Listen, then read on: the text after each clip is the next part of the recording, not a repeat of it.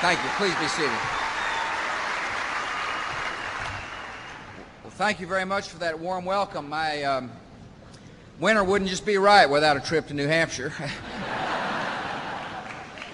Got some fond memories of your great state. Candlepin bowling.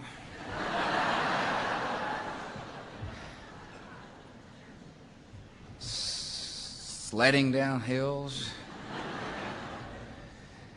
And the people. What a great state you've got. Governor, thank you for coming. I'm honored you're here.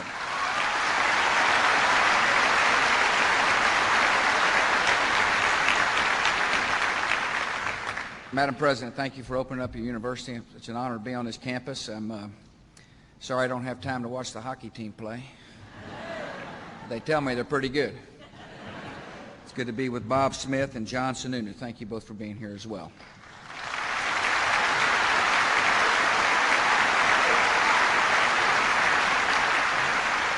I want to thank all the students who are here. My advice is listen to your mother.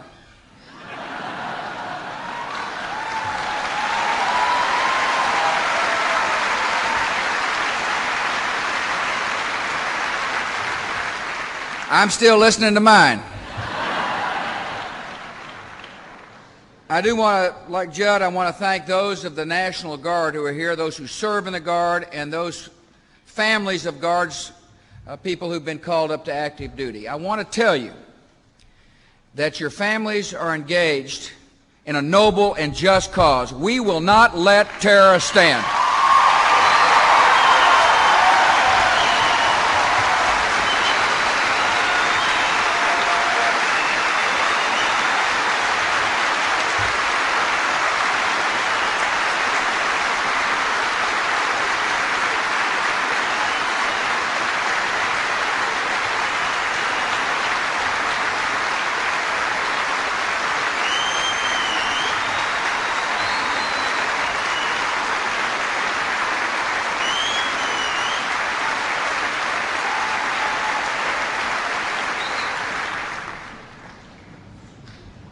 You know, the enemy made a big mistake. They didn't understand America.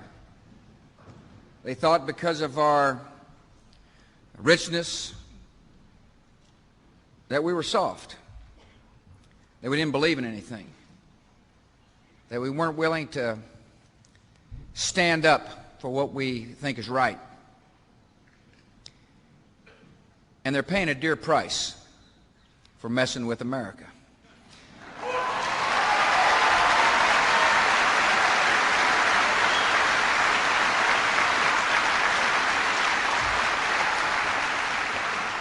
I want the youngsters here to understand that this war is really about your future. That we fight not to seek revenge, but we fight to protect America and freedom. A system that is so fair and so optimistic and so just.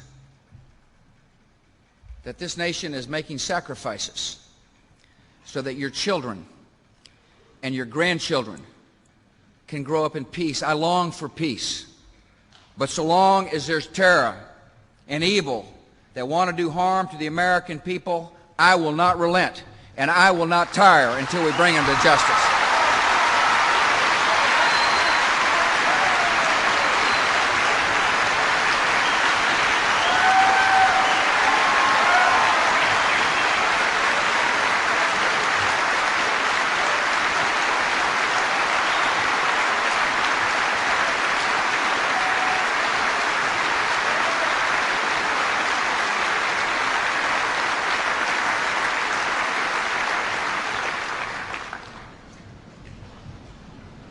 We have an important mission overseas, and we've got an important mission at home.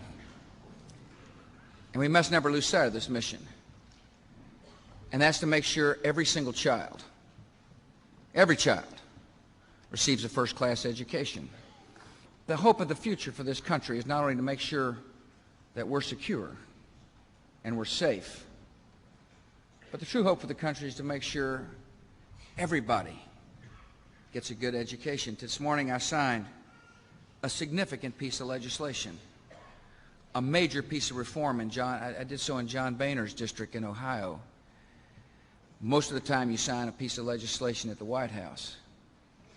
I chose to sign it at one of our most precious assets that we have in America, and that was in a public school. I did so because I want the country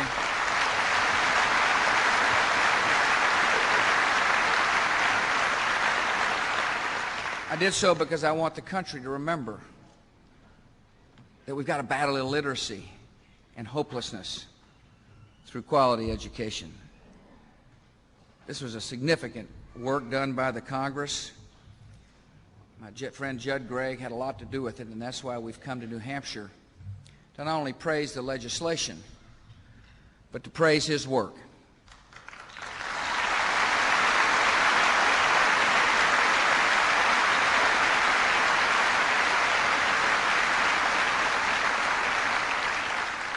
He's not a real chatty kind of guy. But when he talks, people actually pay attention. He did really good work, as did the other three leaders on this stage. I emphasize the word leaders because it had been easy to quit on the process. It would have been easy to allow the process to dissipate into the same old tired politics that sometimes dominate Washington. That's that attitude that said, I can't work with anybody of the different political party.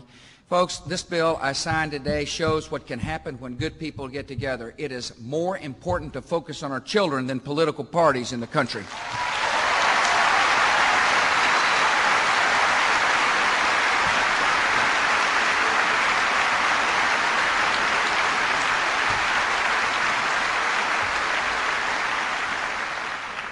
Big George Miller out of California came to the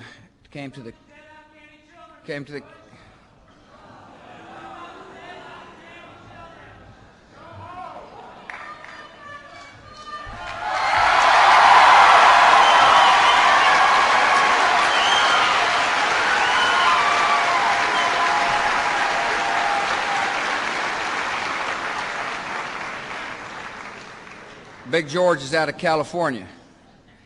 He came to the governor's mansion to talk about public education when I was still the governor. I was heading to Washington. And, he's from the different side of the political aisle and, frankly, the ideological spectrum than I am. And yet he shares the same passion I have, and that is that we can't allow any systems in schools to exist that simply shuffle children through, that every person matters. We decided right then and there we're going to put aside our differences and see if we couldn't work together. And we did. John Boehner from Ohio, he and George used to battle occasionally because they let their party labels get in the way. But they did magnificent work on the floor of the House of Representatives. And then, of course, some of the folks in Crawford Coffee Shop will be amazed to hear me say that I like Ted Kennedy.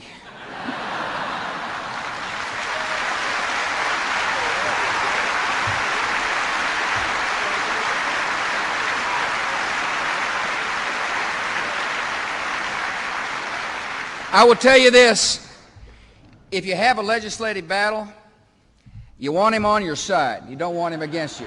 He made an enormous difference, as did Judd, in passing a piece of legislation that sets high standards and high expectations, one that provides greater resources, one that understands the role of parents in public education.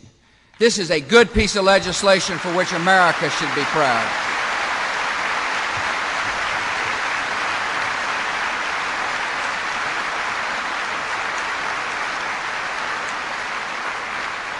I want to thank my friend Rod Page for being here as well. Rod is the Secretary of Education. He was the superintendent at the Houston Independent School District. I figured that anybody who could survive being superintendent of the Houston Independent School District can survive Washington. So,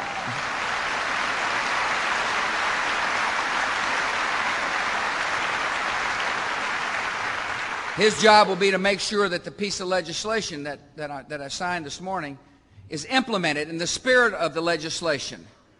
The principles involved remain intact, and I want to share those principles with you. I wish the bill were here. It's about this tall. I haven't read it all yet. In my line of work, they give you an executive briefing. But I know the principles involved in the bill, and I want to share some of those with you. One of the key principles in this bill is that we must hold schools accountable for results. And so therefore, if you receive federal money, in return for federal money, the states, not the federal government, the states must develop a test for 3rd through 8th graders on reading and math.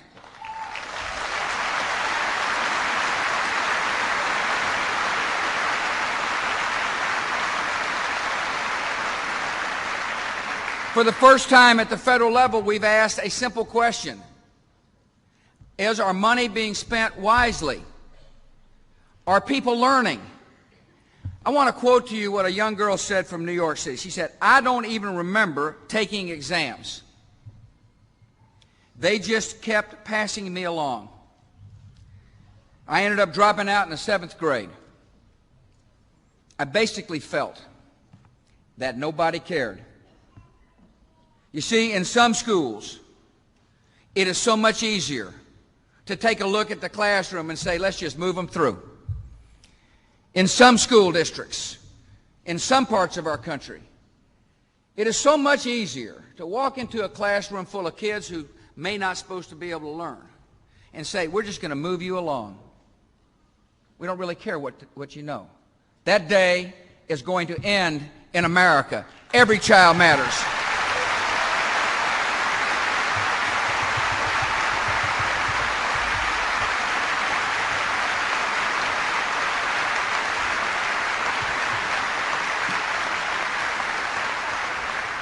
I'm sure there's somebody out there saying, I don't like to take tests. Tough. We want to know. We need to know. We need to know whether a curriculum is working. We need to know whether the methodology the teachers use is working. We need to know whether or not people are learning. And if they are, there'll be hallelujahs all over the place. But if not, we intend to do something about it. Now, we're going to say to failed schools, you've got some time to correct yourself. You've got some time to take remedial action. Not only will you have time, but there will be incentives and additional resources for you to improve. In other words, when we find failure, we're going to do something about it. We're going to take corrective action in society. But if a school can't change, if a school can't show the parents and community leaders that they can teach the basics, something else has to take place. In order for there to be accountability, there has to be consequences. And the consequence in this bill is that after a period of time, if a parent's tired of their child being trapped into a failed school, that parent will have different options: public school choice, charters, and private tutoring.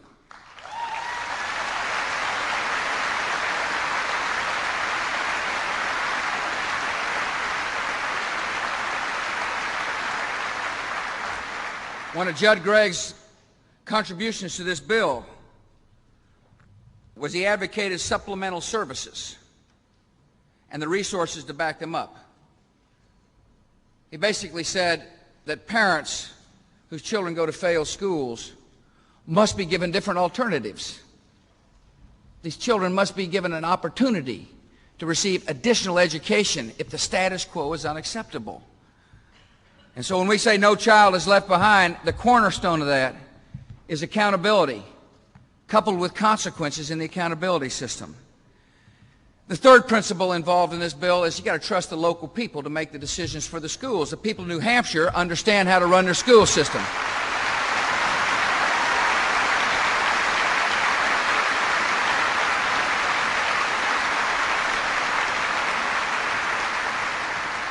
This bill passes power out of Washington. It provides flexibilities for the governors, who in turn I hope provide flexibilities for the local districts. Listen, we have the Teacher of the Year here, and I want to thank her, and I want to thank all the teachers who are in this auditorium. There's nothing more that expresses our confidence, that says more about our confidence in you, than saying we're going to give you all the power you need to make the right decisions for the classrooms in which you teach.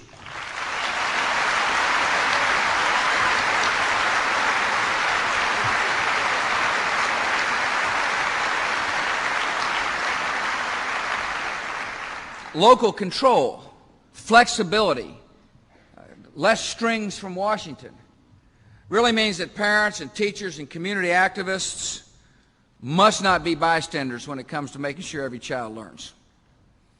It's really important. A lot of people have, after 9/11, said, what can I do to help in America? What can I do to make America a better place? You can support your public schools. You can mentor a child. You can teach a child to read. You can make sure your child turns off their TV at night so they can learn to read better. You can make education the #1 priority in your neighborhood.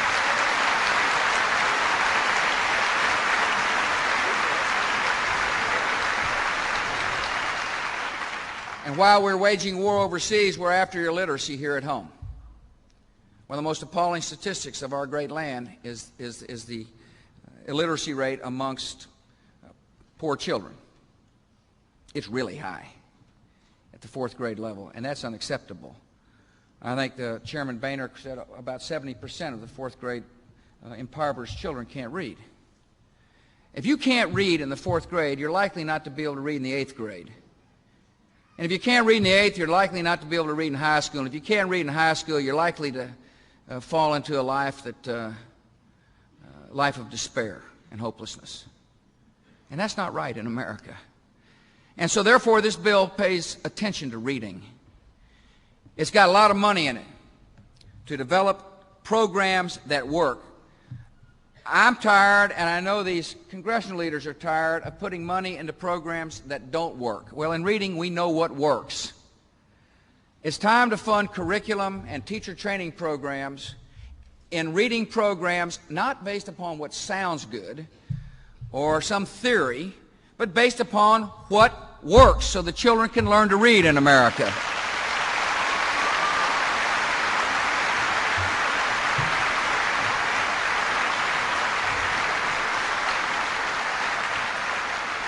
We are focusing on early reading initiatives so that the country can achieve this goal: every child be reading at grade level by the 3rd grade. That's an achievable goal. It's one that's going to insist upon making sure we got accountability standards, flexibility, focusing our resources, and using things that work, proven curriculum. But we can do that in America. We can achieve this objective. We can meet this goal. And when we do, America will be a much better place. You know, after 9/11, a lot of us have taken a hard look at how we live our lives, you know, the meaning of life. And that's good for our country. It's been an incredibly positive experience for Americans to sit around their dinner table and moms and dads to take a look at their kids and say, you know something, being a mom or dad is the most important job I'll ever have. It's been good for our country for people to go to their houses of worship and pray for guidance. It's been good for our country for people to say, gosh, I want to fight terror by being kind to somebody else. And it's going to be good for our country, when we as a nation focus on education again. Focus on making sure our public education is the best school system in the entire world. That's what America's about.